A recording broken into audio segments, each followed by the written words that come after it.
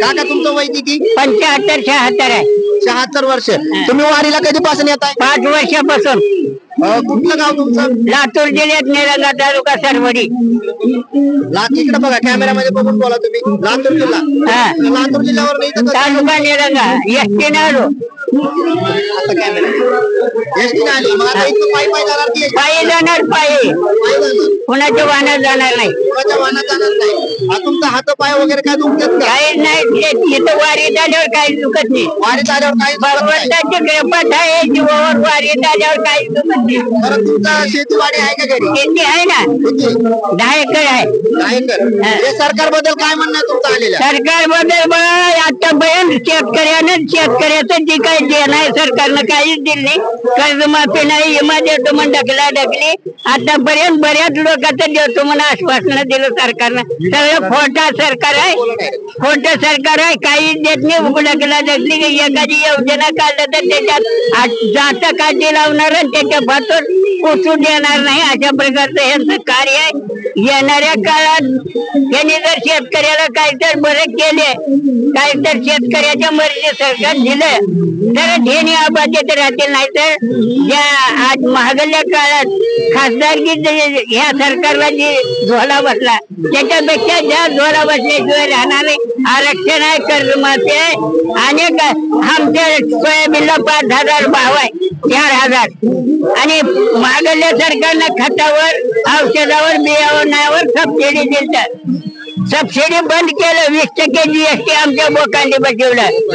आणि आमच्याकडून घेताना आधी काढून घेते आणि ह्याला देताना उधार आहे. ती बी पदरात पडत नाही. या सरकारला सरकार म्हणावं का म्हणावं? आता सरकारला निवडून तर आपण देतो ना काका. देतो मला ह्यांची दंडीने सगळं ईडी सीडी नाना प्रकारचं दृष्टी दाखवून लोकाला आपल्यात समावेश करून घेणं आणि आपलं चालवणं अशा प्रकारचं काम आहे. सरकारला आपणच आणतो. आपण आपलं मतदान केल्याशिवाय सरकार निर्माण होत नाही. तुम्ही आपल्या बाकीच्या बांधवांना काय संदेश द्याल की मतदान कोणाला केलं? आपल्याला जर कोणी जर थांबवलं तरच आपण त्या सरकारच्या अनुकूलाच्या पाठीमागे जाऊ. अन्यथा आपल्याला जर सांभाळणं गेलं तर आम्ही त्याच्या पाठीमागे जाणार नाही. ही एक काळ्या दगडावरली रेग आहे. त्याच्यापेक्षा दुसरे काही मला वावगं बोलायचं नाही. बरं आता नक्की तुमचे शब्द आपण सरकारपर्यंत पोहोचू काका. धन्यवाद तुमचा अमूल्य वेळ दिल्याबद्दल. टॉप 24 महाराष्ट्र न्यूज चॅनल आपलं आभारी आहे. धन्यवाद. जय पांडुरंग. जय पांडुरंग. तर तुमचं नाव काय? भगवान बाबासाहेब शिंदे. तुम्ही कुठून आले? पाथरी. पाथरी जिल्हा कुठला? परभणी. तुम्ही वारीला कधीपासून यायला लागले? वारी 2-3 वर्षापासून येईल. 2-3 वर्षापासून वारी करता. तर वारीला येऊन तुम्हाला कसं वाटतं? थोडं जरा आनंद वाटतंय, जरा बरं वाटतंय. बरं वाटतं. घरचं कुटुंब तब्येला कोण सांभाळतं? घरचं कुटुंब कोण नाही, मी एकटाच आहे. मग आता या वारीला आल्यानंतर तुमच्या घरच्यांचं तुम्हाला काय म्हणणं आहे का? काय नाही, मुलगा बघते सगळं कारभार आहे. तर आता तुम्हाला काय वाटतं आपल्या सरकारबद्दल? काय सरकारबद्दल काय मराठ्याविषयी, पीक विम्याविषयी, शेतकऱ्याविषयी काय जे योजना असतात ते बरोबर ते सरकारनं द्यायला पाहिजे. सरकारने योजना द्यायला पाहिजे. सरकारला योजना मागितल्या तर तुम्ही ते सरकार देईल तुम्हाला, असं सरकारचं म्हणणं. सरकारने आज उद्या देतो, ढकलाढकली करायला सरकार. शेतकऱ्याविषयी थोडं बी पाऊल उचले नाही सरकार. सरकार शेतकऱ्यांविषयी पाऊल उचलत नाही असं यांची भूमिका आहे. तर अजून तुम्हाला काय म्हणायचं सरकारबद्दल? सरकारबद्दल काय आमचं म्हणणं, शेतकऱ्याला काय जे असेल ते सुविधा द्यावा, सगळ्याला पुरवा, सगळं शेतकऱ्यासाठी फायदा करावा. बरं आता वारीला आले तुम्ही पंढरीच्या, तुम्ही विठ्ठलाला काय मागणं घालाल? विठ्ठला काय म्हणा, चांगलं सुख समृद्धी येऊ दे, चांगलं शेतकऱ्याला पाऊस पडू दे, सगळ्या समृद्धी येऊ दे. सगळ्या सुख सुविधा जर तुम्हाला आल्या तर तुम्ही आनंदी व्हाल, असं तुमचं एक म्हणणं आहे. चालते, ठीक आहे, चला धन्यवाद. वारीमध्ये येऊन संत तुकाराम महाराजांचा आषाढी पायी दिंडी वारी सोहळा हा एक महाराष्ट्रातील महत्वाचा सण आहे आणि शेतकरी वारकरी यांचा हा सण आहे खऱ्या अर्थाने. परंतु आज या ठिकाणी तुकाराम महाराजाला वैकुंठ गमन होऊन 375 वर्षे झाले आणि 375वा वैकुंठ गमन पालखी हा महावारीचा सोहळा यावर्षी सरकारने सुद्धा त्याच्याकडं अमृत महोत्सवाच्या माध्यमातून बघितलं पाहिजे, कारण 375 वर्षे आता तुकाराम महाराजांना जाऊन झाले आणि सरकारची आता जवळजवळ जायचा टाइम आला 1-4-2 दिवसांनी. त्यांनी आजच्या अर्थसंकल्पामध्ये महाराष्ट्रातील शेतकऱ्यांना वारकऱ्यांना 3,75,000 रुपयापर्यंत कर्ज जर माफ केलं तर या वारकरी संप्रदायातील तुकाराम महाराजांच्या अमृत महोत्सवाला निश्चितपणाने सरकारची शेतकऱ्याला वारकऱ्याला मदत झाली असं मी समजेल. बघा, आपल्या वारकरी काकाचं म्हणणं असं आहे की सरकारने 3,75,000 पर्यंत कर्ज हे सरकारने सरसकट माफ करावे. जेवढे वारकरी आहेत तेवढ्यांचं कर्ज माफ करावं. जसं की संत तुकाराम महाराजांनी आपल्या कर्जांच्या वया होत्या त्या इंद्रायणीच्या पात्रा डुबवल्या, तसं वारकऱ्यांचं म्हणणं असं आहे की आमचं शेतकऱ्यांचं कर्ज जे आहे ते सगळं त्यांनी माफ केलं पाहिजे सरसकट. कुणालाही 1 रुपयाचं कर्ज ठेवलं नाही पाहिजे. त्यांनी फक्त अमाऊंट कमीत कमी सांगितलेलं आहे 3,75,000.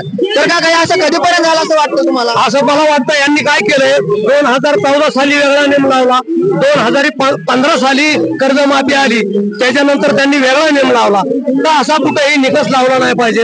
आमचे जे जुनी शेतकरी, जे खरे वारकरी, आनंदी वारकरी, ते शेतकरी कष्टकरी आणि ते लोक थकबाकी राहिल्यामुळं हे धनदांडी यांचं सरकार निवडून आलं. अजित पवारांनी स्वतः आज अर्थमंत्री, ते आज अर्थसंकल्प मांडतायत. त्यांनी स्वतः 7-12 कोरा करण्याची भाषा वापरली. उद्धव ठाकरे मुख्यमंत्री झाल्यानंतर त्यांनी आपल्याला 2019 पासून पुढच्या 2014 पासून पुढच्या फडणवीस सरकारने 2014 पासून पुढच्या शेतकऱ्याला कर्जमाफी दिली. आणि मग आधी का त्याच्या 2014 पासून आधी त्यांनी का यांना मतदान केलं नाही का? त्यांना आम्ही सहकार्य केलं नाही का? आम्ही वारकरी आहोत. तुकाराम महाराजांनी देशावर कर्ज झालं बघितल्याच्या नंतर 13 बैलगाड्या वया इंद्रायणीच्या पाण्यात बुडवल्या. महाराष्ट्राच्या कर्जाची थकबाकीची पिंजराईल यांनी एक आमच्या शिवसेनेच्या उद्धव ठाकरेंच्या मशालीच्या टेंब्यावर मांडावी आणि तिची राख रांगोळी करून उद्यापासून शेतकरी कर्जमुक्त झाला पाहिजेत अशी आज 4 वाजता घोषणा करावी. अन्यथा त्यांनी वारकऱ्याचा रोष वाढून घेऊ नये, कुठल्या महापूजाला येऊ नये, त्यांचा पोलीस बंदोबस्ताला देऊ नये, फक्त डॉक्टरांनी पाणी पुरवठा करावा. ह्याच्या व्यतिरिक्त शेतकऱ्याची आणि वारकऱ्यांची सरकारकडून कुठली अपेक्षा नाही. त्यांनी जरी आम्हाला 2,000 रुपये 20,000 रुपये एका दिंडीला द्यायची घोषणा केली, तुकाराम महाराजांनी एवढा फोनाचा नजरानं पाठवलेला तुकाराम महाराजांनी शिवाजी महाराजांना परत दिला आणि तुमच्या 20,000 काय 5 सुपारी यायची?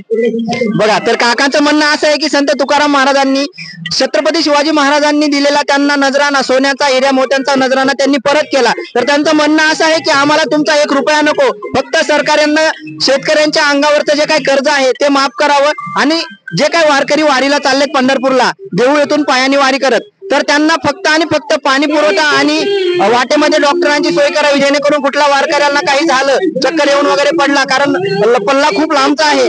तर त्यांचं फक्त एवढंच म्हणणं आहे की वारीला जात असताना जर समजा कोणी काय चक्कर येऊन पडलं, कुणाला काही झालं, तर त्यांनी फक्त मेडिकल आणि डॉक्टर यांचाच पुरवठा करावा आणि फक्त पाण्याची सोय करावी.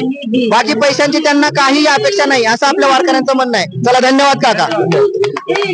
तर पुढील बातम्या पाहण्यासाठी तुम्ही टॉप 24 महाराष्ट्र या चॅनलला सबस्क्राईब करा आणि बेल आयकॉन प्रेस करा, जेणेकरून आपल्याला लाईव्ह बातम्या आणि लोकांचे काय मत आहेत ते मुलाखती आपल्याला या चॅनलवर बघायला मिळतील. नमस्कार.